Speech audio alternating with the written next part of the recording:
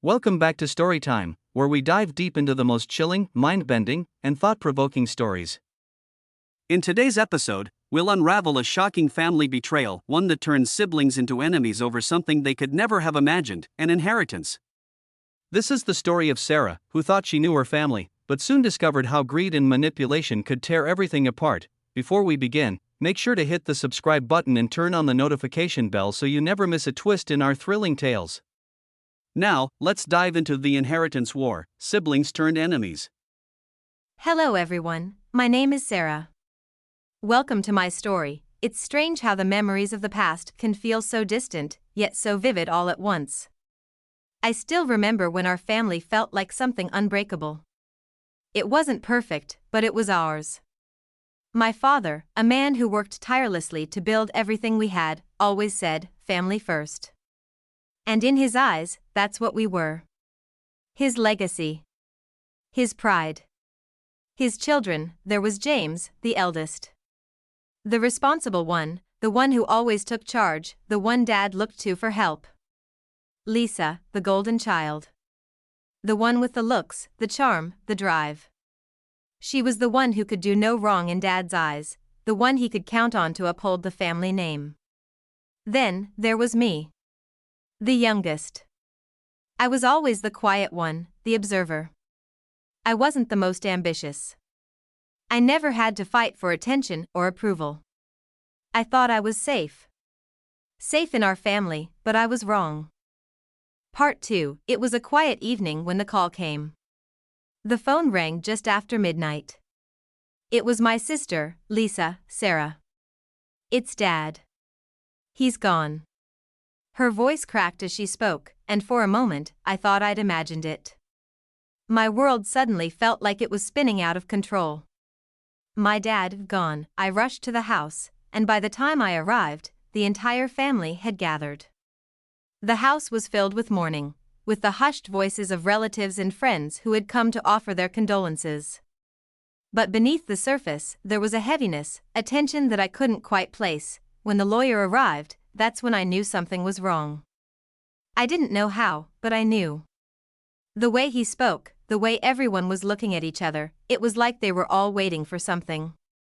And when the will was read, I felt the air leave my body. Part 3. I still remember the lawyer's words clearly. "The estate of Richard G. Walker shall be divided amongst his children, with Lisa Walker receiving the largest portion." My heart dropped. I didn't even hear the rest of what he said. The largest portion? Why? Why her? Dad and I had always been close. Sure, James was the eldest, but he never really showed the same kind of attention that Dad did to me. I thought I'd earned my place. I thought I had worked hard enough to prove I could be trusted with our family legacy. But apparently, I was wrong. I looked at James, hoping to see some kind of protest in his eyes. But instead, there was only resignation. He was quiet, almost like he expected this. And then there was Lisa. The look on her face, she didn't seem surprised at all. In fact, she seemed almost relieved. Part 4. In the days that followed, everything began to change. James and I couldn't shake the feeling that something wasn't right.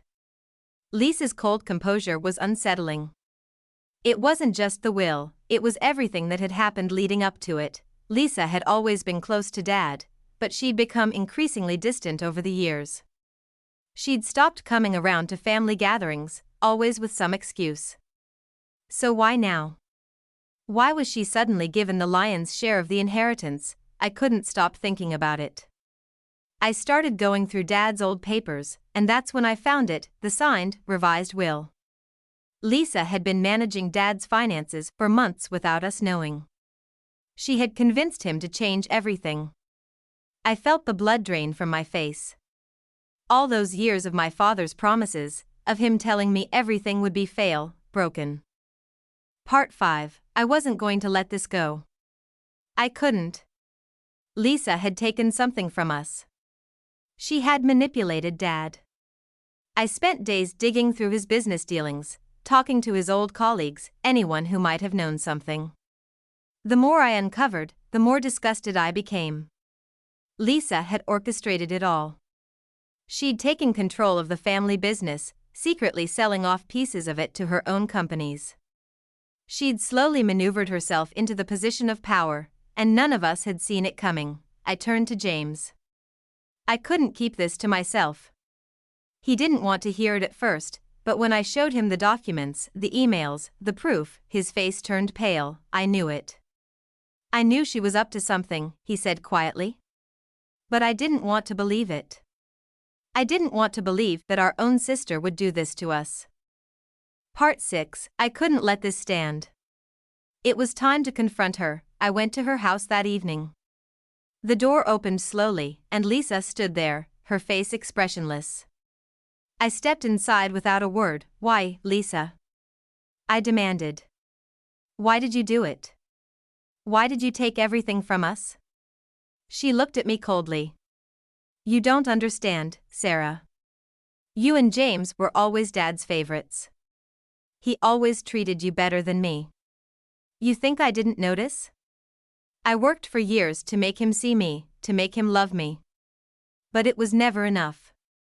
I had to do this. I had to take control. You took control by betraying all of us. I yelled, my voice breaking. You manipulated him when he was at his weakest. You used him. You stole from us, Lisa. She stared at me, unblinking. And what did you expect? For him to just give you everything because you're the youngest? You don't know what it was like to watch him ignore me my whole life. Part 7. After that night, everything fell apart. James and I tried to fight back, to challenge the will in court, but Lisa was too powerful now. She had the money, the connections, and the leverage. The public battle tore us all apart. The media picked up on the story, and every dirty detail of our family's secrets was laid bare. I couldn't even look at James anymore.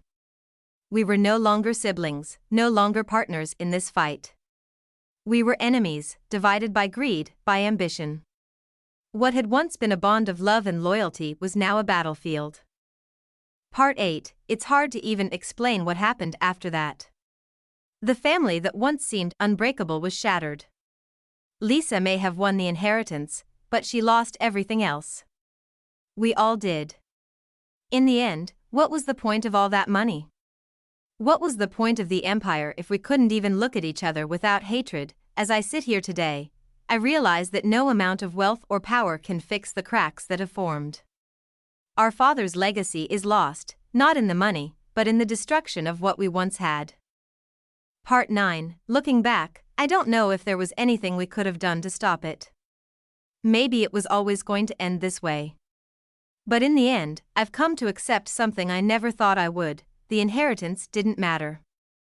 The money, the power, it was all fleeting. What truly matters is the family you have. And once that's gone, nothing else can fill the emptiness. I can't change the past. But I'll make sure the lesson stays with me. Some battles, no matter how hard you fight, are better left unstarted.